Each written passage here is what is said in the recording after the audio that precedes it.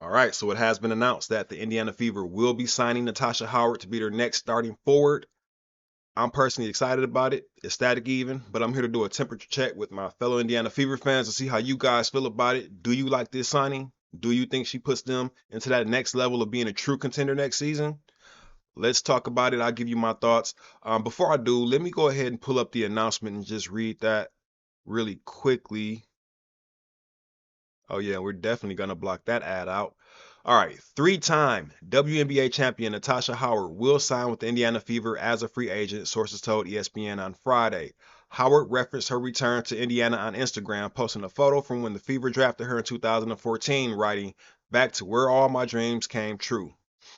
The two-time All-Star and 2019 Defensive Player of the Year will bring veteran experience and a defensive presence to a Fever team led by the younger core of number one overall picks Caitlin Clark, and Aliyah Boston, and star guard Kelsey Mitchell.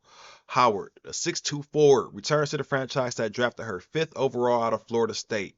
She spent 2 seasons with the organization, where she was coached by the recently returning Stephanie White. All right, before moving on to play for the Minnesota Lynx, Seattle Storm, New York Liberty, and the Dallas Wings. Howard was a part of the Lynx' 2017 championship squad and won a pair of titles in Seattle with Sue Bird and Brianna Stewart in 18 and 20. With the Storm, Howard was named WNBA Most Improved Player in 2018 and had a career season in 2019 when Stewart was out with injury, earning an All WNBA First Team nod, her first of two All-Star bids, and her second All Defensive First Team appearance. Howard, also known for her ability to rim run, averaged 17.6 points, 6.7 rebounds, and 2.9 assists per game in 2024 for the Wings. Now let's talk about what that means because going back to the video I just did about Kelsey Mitchell resigning with the Indiana Fever, I spoke about how certain players, certain forwards were already off of the market. Satu Sably, Alyssa Thomas, Brianna Jones now.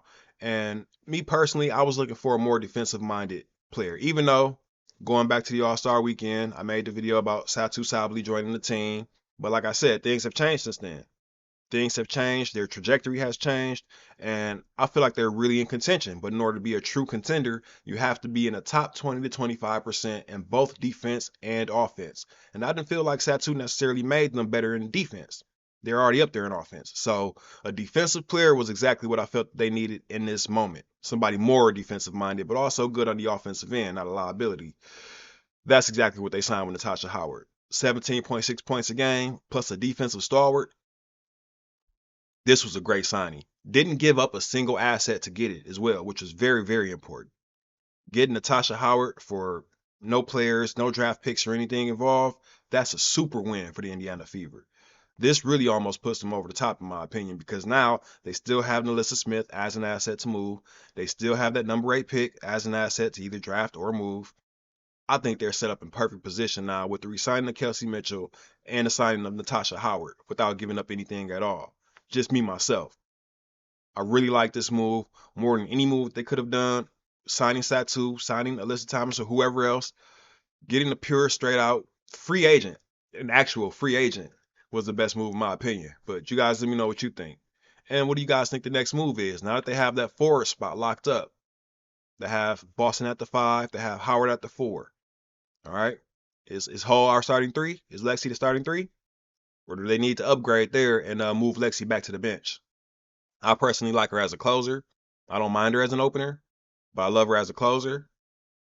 You guys let me know what you think there. We obviously know Caitlin Clark and Kelsey Mitchell is a starting backcourt, but right now the only starting position in question is that 3 spot, in my opinion. So do they move Alyssa Smith or that number 8 pick looking for a wing? Or do they just draft a wing and they play Lexie Hull and the new wing in conjunction with each other? I don't know. It sounds like a good move either way to me, but you guys let me know what you think. And just looking at some of the criteria that Kelly Krauskopf laid out for what she was looking for to add to this team. Experience, somebody who's been in the trenches and been there before. 3-time WNBA champion, check. Somebody who has been with the team. I mean, she's been with the team before. She's familiar. She's been with Stephanie White and she's been with the Indiana Fever franchise.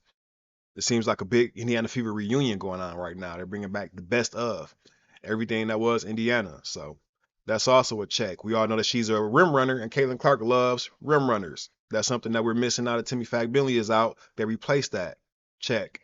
Everybody was looking for an enforcer last year for some of the extracurriculars that were going on the court. We know Aliyah Boston isn't built like that.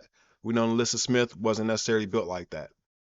Natasha Howard is built like that. So not saying that she's gonna do anything crazy or go sock anybody, but you know, they're having a forcer now. So check.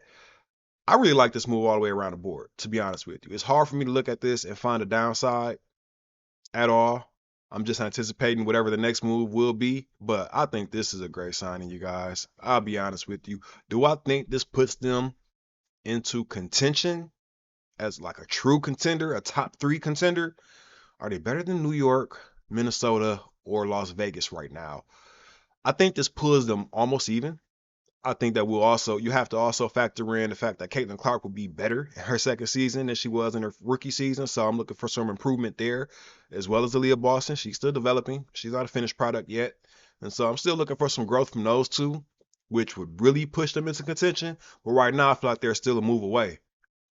The good news is I know there's more moves to come. So I think they will be in contention very, very soon. Right now, I still don't have them over the New York Liberty or over the Minnesota Lynx or over the Las Vegas Aces. I think they have a good chance at beating any of those teams. But right now, I wouldn't say that they're necessarily better on paper than any of them. So a good move, very strong move, ideal. Still more to come. Still more to come before I get too excited. So I'll wrap this one up here. Let me know what you guys think. And I mean that genuinely. I want to know what you guys think. This is really the whole purpose of the video because I'm pretty sure you guys already heard the news. I'm just here to check what you guys think. So I'll end this one here. Catch you guys on the next one.